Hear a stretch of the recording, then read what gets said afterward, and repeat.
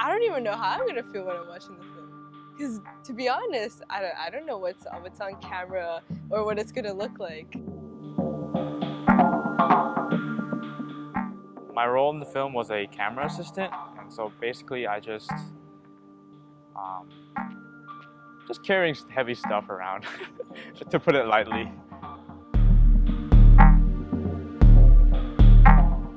I think this film is about the diversity and how complex our neighborhood is, because there's every walk of life, every ethnic background, there's every social economic background here, and yet we all live in pretty peaceful harmony down here. And it's about the quality of life, whether we can improve it or what we can do to make it easier for everybody to live in the downtown core. I think, well, it's just one of those things, like an interesting community comes up with interesting ideas and then suddenly there's a movie. Like, it just doesn't happen. That spark doesn't grow into a flame in other places. I've been living in this neighborhood for almost 25 or 30 years. I've been living here for 21 years. For almost 16 years. In almost 21 years. For about a decade now. This year is actually my 9th year. 8, 9 years nearly. Well, I've been living in the neighborhood for about 10 years, but then I moved, and so I've been in my new house for 2 years. No, I'm not from here. I tried, it's hard to get in, you know. We're trying to imagine that there's like, you're hearing like there's like a percussiveness to the sound that'll be woven into the sequence. So basically, we're cutting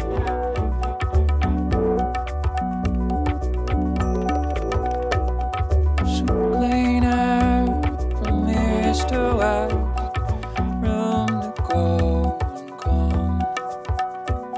I loved my fellow man the best when he was.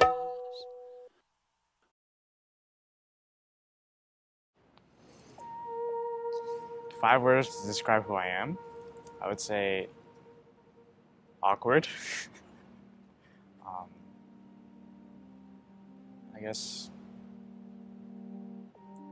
introverted. I'm an accessibility advocate. I guess curious.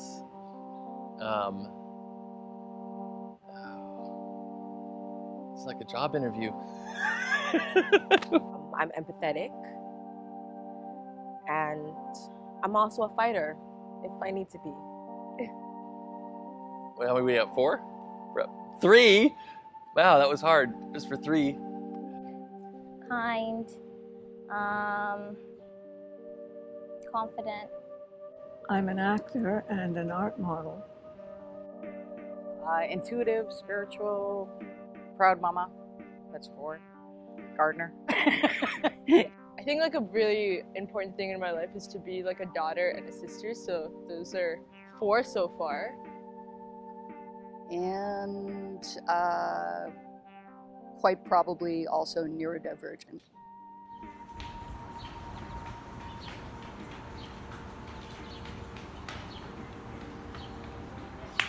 go Callum, run!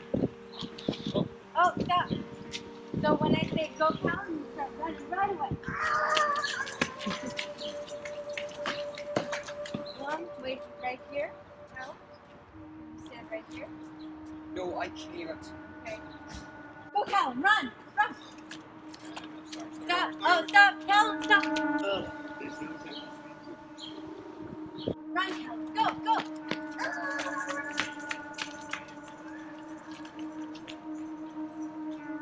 Yeah.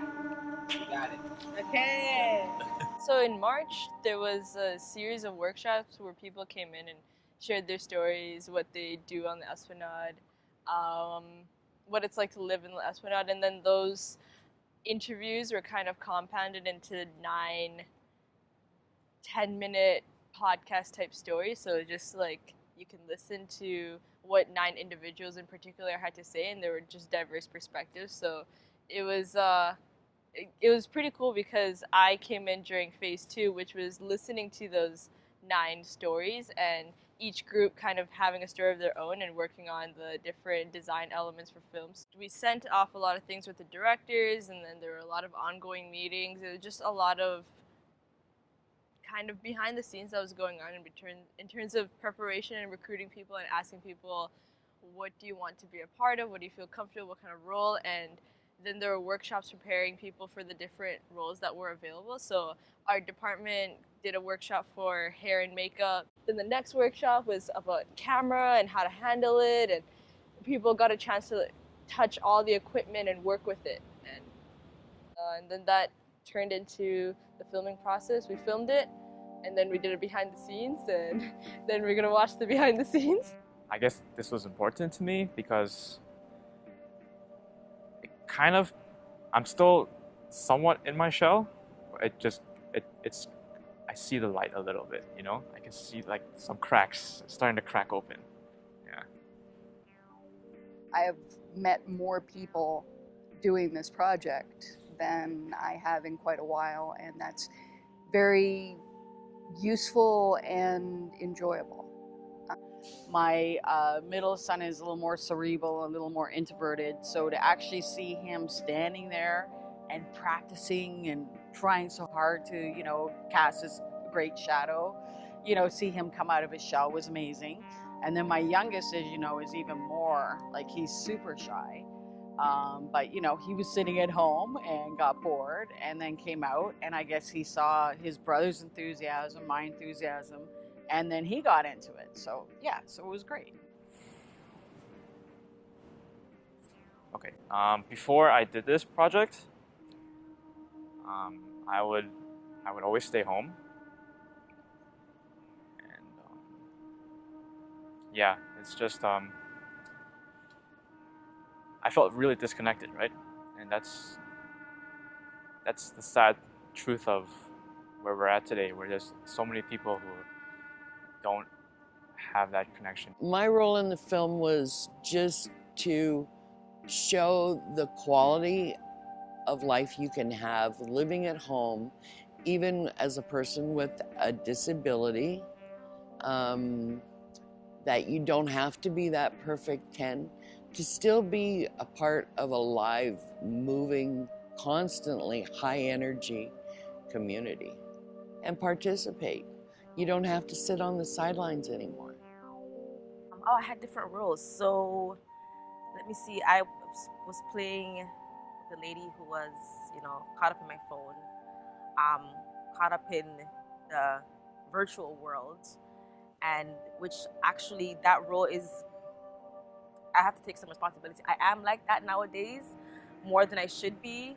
I'm so caught up in what's going on that I sometimes am actually kind of ignoring my daughter, where I have to be like, oh my God, I'm sorry, baby. Let me put this down and let me go cook my daughter her lunch, go get her dinner started. Or even when my call for prayer, I hear the call for prayer and I'm like, oh my God, this is a sin. Let me put it down and let me go and hurry up and go pray. In the beginning, it was difficult because I've never done this before. I've never done it before, and so I didn't know, like, especially because the first time I did this sound, like the first day we shot, I was the lav, so I wasn't sure how to put it in, if they were going to be comfortable putting it through their shirt or anything, and if I was too close to them, if they would get me in the shot or anything, me on my headphones, like, following them around. So it was difficult in the beginning, just because, like, this is really new for me, but it was a great experience. I think I was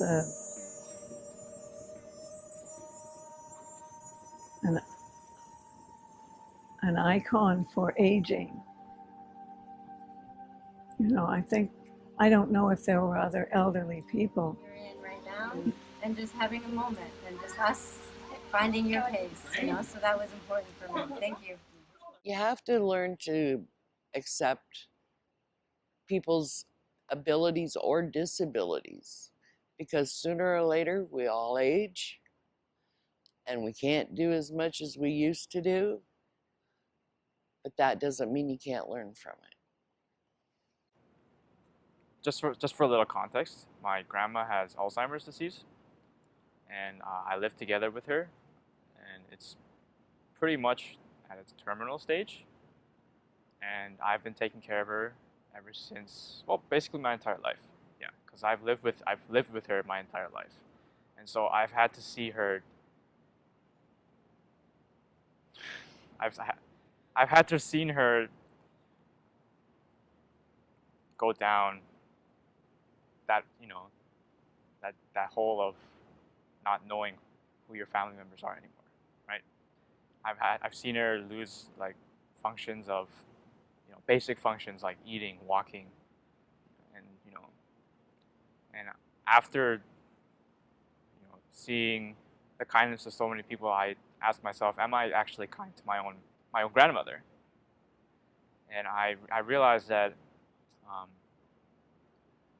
and this just hurt me so much, because I realized that I thought of taking care of her as a job, not something that I should be doing, right? And it just hit me hard. It hit me really hard. But now I know that, you know, she can't speak anymore, but that doesn't mean that she's not there anymore, right? And so I think I've learned that I need to be more kind to her. I need to speak to her more, because I haven't been speaking to her. I just, you know, carrying her to her bathtub and all that stuff. But yeah, hopefully I can, you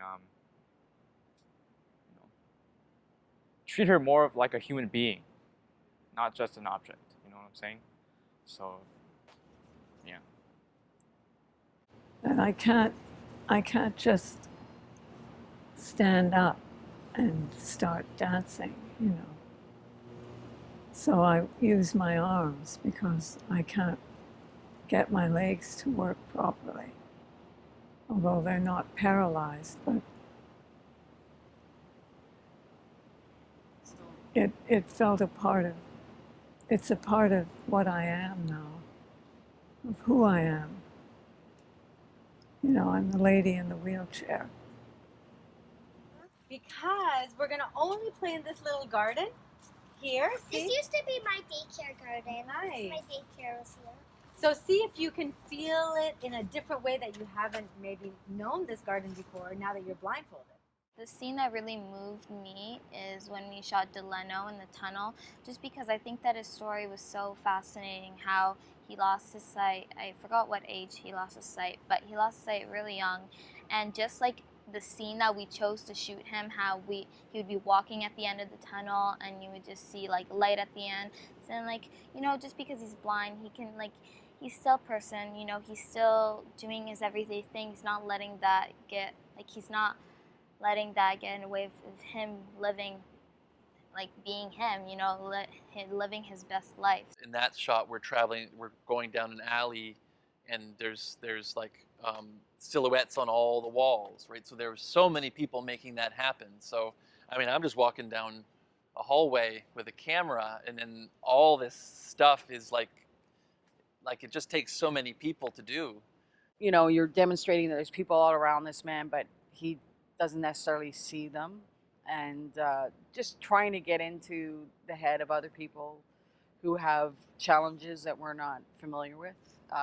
You know, hopefully there's some takeaway, some empathy is produced out of it.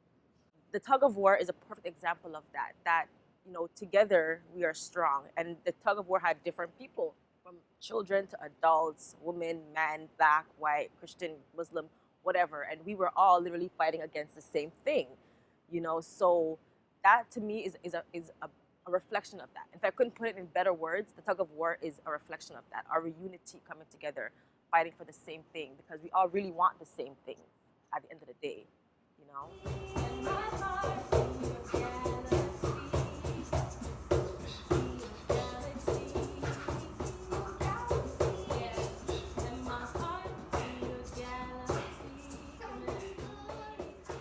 Autism is a spectrum.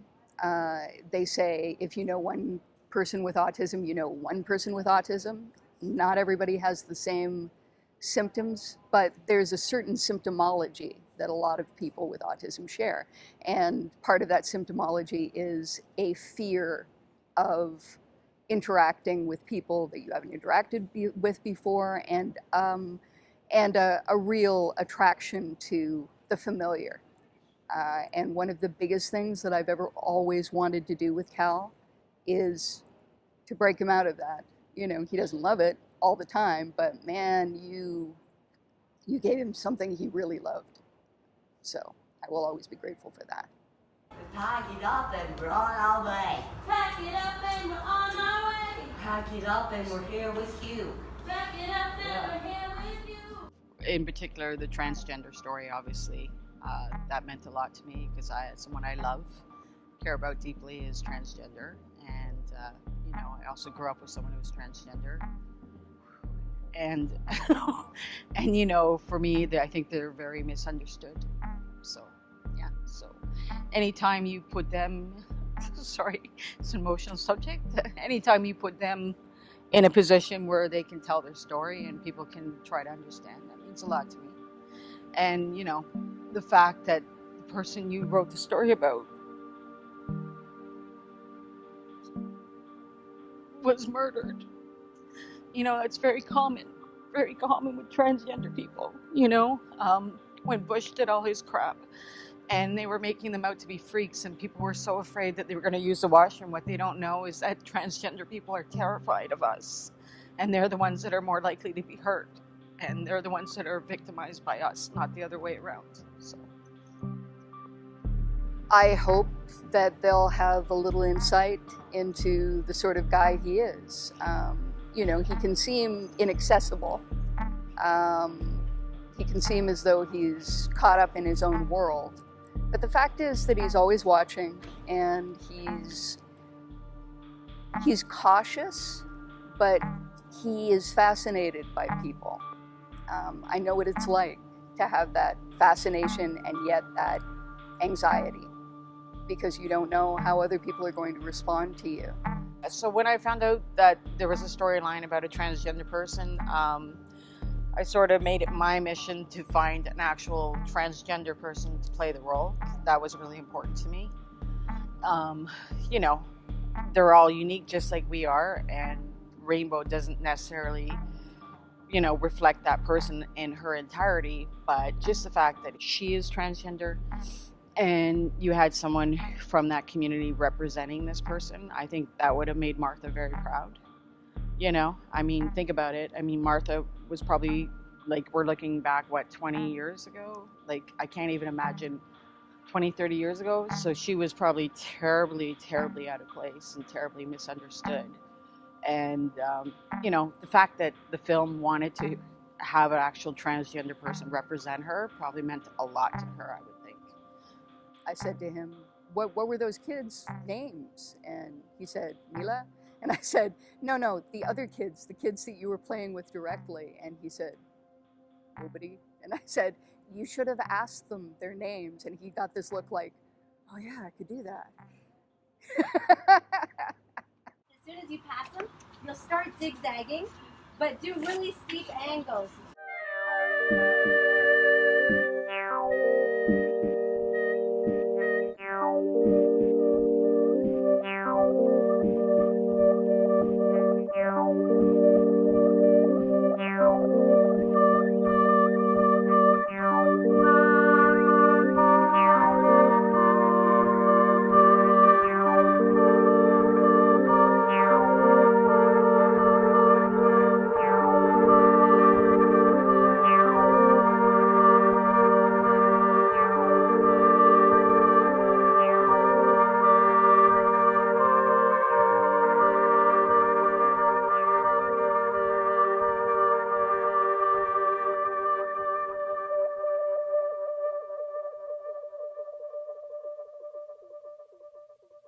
There's something different about this shoot and this project. I'm just being on it. Yeah, it's about something else. It's about this. I guess it's about the subject, and not like you can just try to make the coolest thing ever, right? And then you like, well, we kind of have to sacrifice the content to get this even cooler thing. And this was just like it's just content. Like that's all we're really after. It's about the community and the subject, like more than some big professional shoot where everything's behind the scenes is tense. After this, just being able to talk with so many people, seeing so many different people, like so much diversity in the community, I guess I'm just, I'm not alone in that kind of mindset. And I just hope that for the people who see this film, that they can understand that, there are people around you who care, definitely, yeah. And as long as you take that first humongous step, it'll get so much better, yes. And especially after I had spent a whole year in hospital. And just to be included in something that I wanted to do. And in many times you can't do what's asked of you. But in this, I was able to do whatever you wanted. At least I thought I was. And I think I was. It's an impossible thing for him to say, but I know he'd like to say it.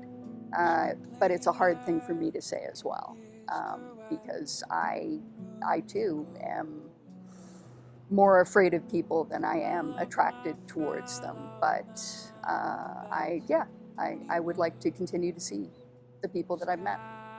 We share stories and getting to know each other and getting to know that even though there's so many differences, because whether if it's cultural, religious, background, whatever, at the same time, we all have a lot in common, which is family, which is love, which is, our basic needs in life. Everybody wants good, everybody wants to be taken care of. And as a community, that's what we really do for each other. I guess one thing I can take away from this project is that what I shouldn't take for granted is the power of, it sounds so cheesy, but like the power of like humanity, right? There's one thing to love a community and it's another thing to feel like you're actually a part of what you love. So I don't think I've ever had that connection, and I never had any experience with Jamii, but I heard about it through Mason. I've seen it in my community. I've seen just Jamii colors painting the Esplanade in both figuratively and literally. And this time I could be one of the people holding a brush and being a part of that project, so yeah. What I learned in being part of the whole process is that for every half an hour of time spent, it's probably 20 seconds on film that people don't realize how much time it really takes to build this kind of project. And this is my first experience at it. And I'm not sure I'm real happy, and I have no intention of being a movie star, that's for sure. You can't take away one thing from this experience. You just take away the entire thing, and you're just grateful for the fact that you're a part of something that's bigger than yourself. That's what's up.